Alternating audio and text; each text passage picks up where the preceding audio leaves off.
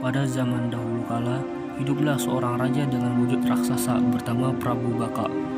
Dia adalah raja yang terkenal rakus dan suka memeras rakyatnya. Semua takut padanya. Dia memiliki seorang pati yang setia bernama Pati Gupala. Suatu hari, Prabu Baka memimpin penyerbuan ke kerajaan Penging. Dia ingin menguasai kerajaan makmur dan subur itu. Prabu Baka mengamuk dan memukul mundur pasukan kerajaan Penging. Hal itu pun diketahui oleh putra mahkota kerajaan Penging yang bernama Bondowoso.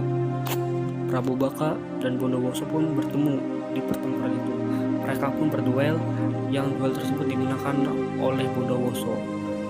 Melihat rajanya terbunuh, pasukan kerajaan Baka pun terkocak-kacir dan kabur. Melihat hal itu, Bondowoso tidak tinggal diam. Ia pun mengejar pasukan tersebut. Pasukan Prabu Baka pun menyerah. Dengan hal itu, Bondowoso dapat bebas masuk dalam istana Prabu Baka. Saat masuk, ia melihat seorang wanita yang sangat cantik jelita. Ia pun menanyakan namanya, yang ternyata namanya ialah Roro Jonggrang, merupakan putri dari Prabu Baka. Melihat itu, Bondowoso pun langsung meminta Roro Jonggrang untuk menikah dengannya. Mendengar hal itu, Roro Jonggrang pun terkejut dan meminta dua syarat kepada Bondowoso. Yang pertama ialah ia harus membuat sebuah sumur yang sangat dalam untuknya dan membuat 1000 candi dalam satu malam. Bondowoso pun menyanggupi permintaan sang Roro Jonggrang. Ia pun mulai membuat sumur yang sangat dalam. Setelah selesai ia membuat, ia pun segera membuat 1000 candi yang diwaktukan hanya dalam waktu satu malam. Dalam pembuatan 1000 candi, Bondowoso meminta bantuan pada jin. Setelah beberapa saat, candi tersebut hampir selesai dibuat. Hanya satu candi saja yang belum terbuat. Melihat hal itu, Roro Jonggrang pun panik karena ia sangat tidak mau dinikahi oleh Bondowoso yang telah membunuh ayahnya sendiri.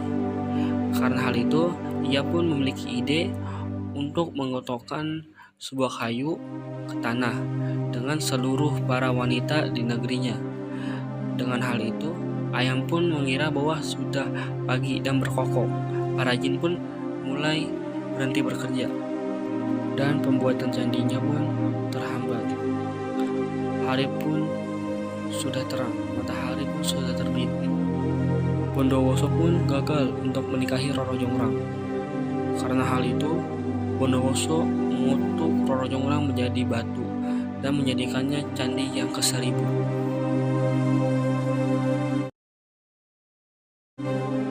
Pada zaman dahulu kala, hiduplah seorang raja yang berwujud raksasa bernama Prabu Baka. Ia raja terkenal, rakus, dan suka memeras rakyatnya. Semua takut padanya. Dia memiliki seorang pati yang setia, bernama Pati Gupala. Suatu hari, Prabu Baka memimpin penyerbuan ke kerajaan Pingging. Dia ingin menguasai kerajaan makmur yang subur itu. Perang pun tidak terhindarkan. Prabu Baka mengamuk dan memukul mundur pasukan kerajaan Pingging. Serbu, serbu! Perintah Pati Gupala yang menyemangati pasukan Prabu Baka. Putra mahkota kerajaan Pengging yang bernama Bondowoso marah besar saat tahu kerajaannya diserang tiba-tiba oleh pasukan Prabu Baka. Maka Bondowoso menyiapkan pasukannya dan memimpin serangan balasan. Ini tidak bisa dibiarkan, kita harus menyerang pasukan Prabu Baka. Di tengah pertempuran, Bandung Bondowoso bertemu dengan Prabu Baka. Mereka bertarung dengan ganas dan saling menyerang dan saling mengeluarkan jurus andalan mereka. Akhirnya Bandung Bondowoso berhasil membunuh Prabu Baka. Pasukan Prabu Baka kocar-kacir saat tahu raja yang terbunuh. Pati Gupala memerintahkan mereka lari pulang ke kerajaan Baka. Bandung Bondowoso tidak tinggal diam. Ayo kejar, jangan mudah menyerah.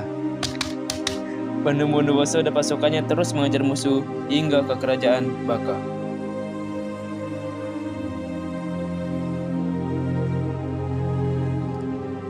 Pasukan Baka menyerah kalah.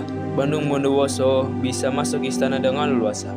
Alangkah terkejutnya ia karena bertemu putri cantik jelita di dalam istana. "Wahai putri cantik, siapakah dirimu?" "Aku adalah putri Prabu Baka.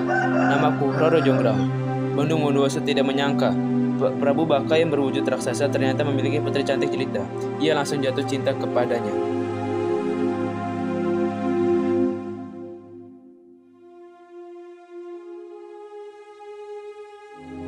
Bandung Bondowoso tidak bisa tidur memikirkan Roro Jonggrang. Akhirnya ia mengatakan maksud hatinya pada putri cantik itu.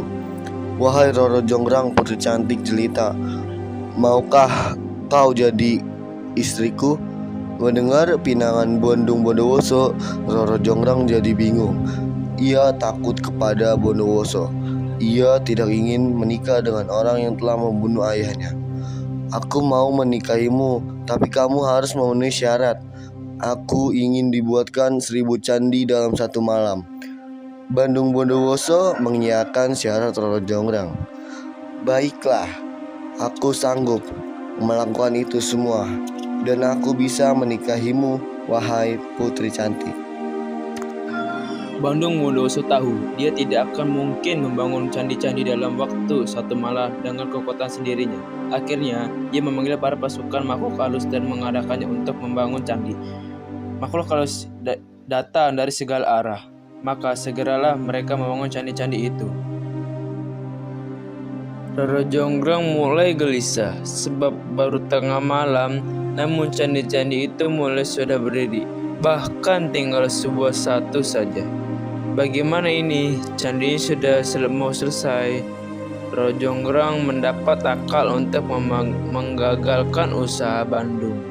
Ia membangunkan seluruh perempuan di negaranya dan menyuruh mereka memukul kayu.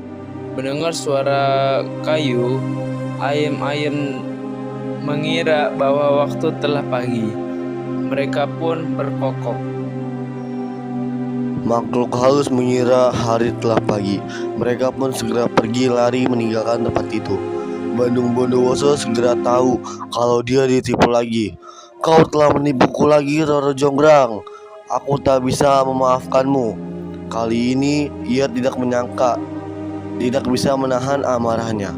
Bahkan senyum Roro Jonggrang tidak bisa meredamnya. "Kukutuk kau jadi arca batu untuk menggantikan 1 candi yang belum selesai." Dalam sekejap Roro Jonggrang menjadi arca batu, maka genaplah 1000 candi telah dibangun Bandung Bondowoso. Melihat Roro Jonggrang menjadi arca, menyesallah Bandung Bondowoso. Ia menangisnya, namun nasib telah menjadi bubur. Bandung Bondowoso tidak bisa menarik kutukannya.